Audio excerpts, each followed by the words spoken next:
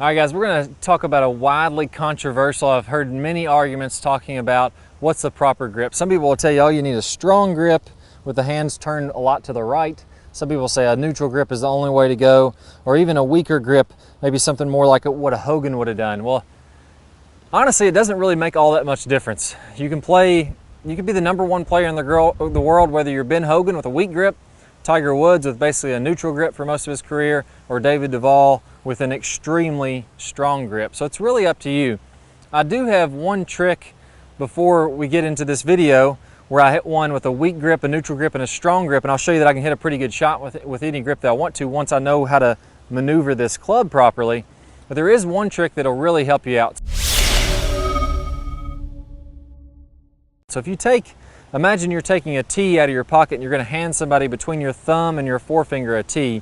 And what I've done is I've put 2 lines as that's happened. So if you can see on my fingers, there's 2 lines that are connecting there. And a lot of times when I see players that are struggling, beginning players especially, almost all beginning players do this, they have what's called a long thumb, or what I call a long thumb. And if you look at my left hand, this would be my thumb sticking way out down the shaft, and my right hand is the same way. They almost take the club over here like that. Well, now you can see those 2 lines are completely separated. They're not close together at all. So my thumb and my forefinger aren't kind of cinched together like that. And what happens is now all of a sudden I lose complete control of the club. So it doesn't matter if I'm strong, neutral, or weak.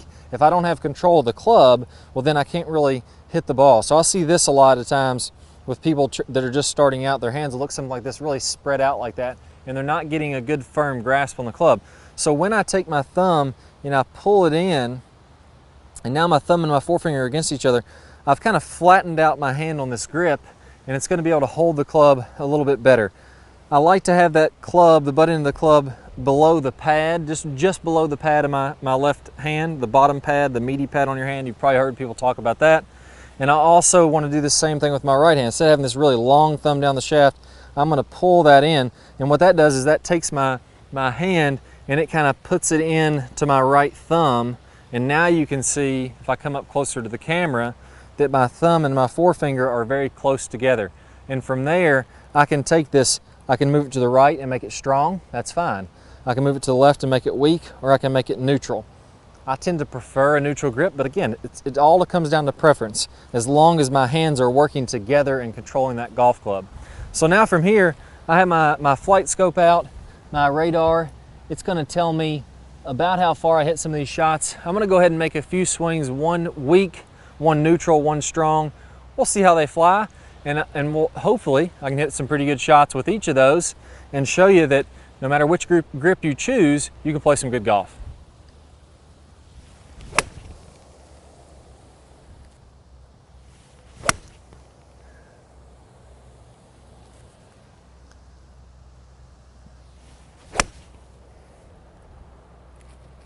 All right, so 3 swings. We'll take a look at this first video.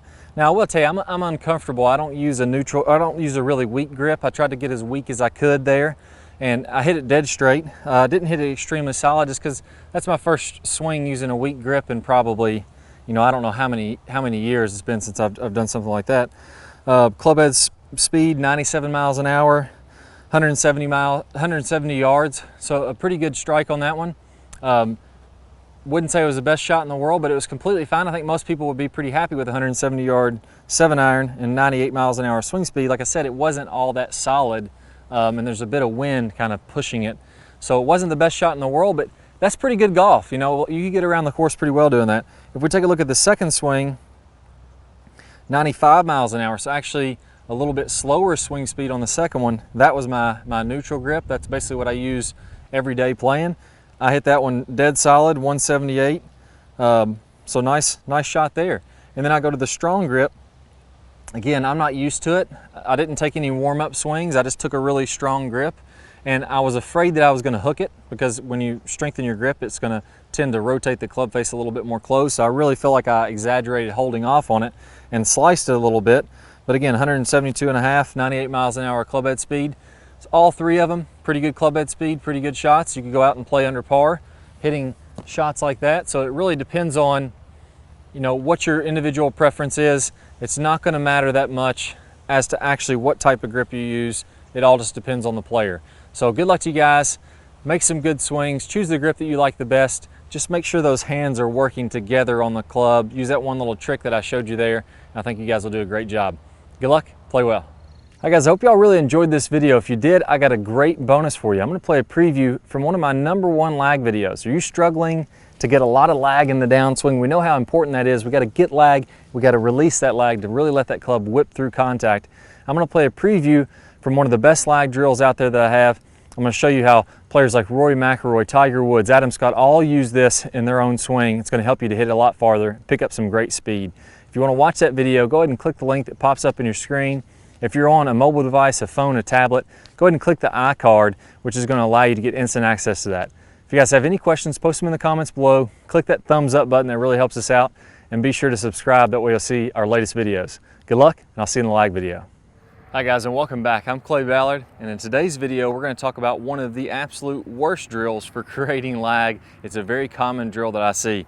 And in this drill, what we're going to do is we're going to set the wrist very early to create an angle of lag, and then we're going to try to hold this throughout the swing. It's one of the worst things that you can do to build lag. I'm going to talk about the science behind why this is the case, and I'm also going to give you a great drill to help you improve your lag, all in this video. Let's go ahead and get started. If I do it this way versus holding that position, exact same thing happens when we're building lag in the golf swing. So what we want to do is throughout the swing, I want to have a very low and wide takeaway. So I'm not going to set my wrist early at all. If you look at a lot of the top players, you look at Adam Scott, very wide takeaway, not very much wrist set at all. You look at Rory McIlroy, look at Tiger Woods. All these players are using a wide takeaway and not getting very much wrist set, so that later in the swing, as we start down, we can increase this wrist set, and we're really only going to max out this angle of lag for a split second in the downswing. Okay, so a 3-step drill here. Now, as we get started with this, I want to remind you that the fulcrum in this golf club for getting a massive amount of lag is right at the end of the golf club. This is where I want my hinge point to be.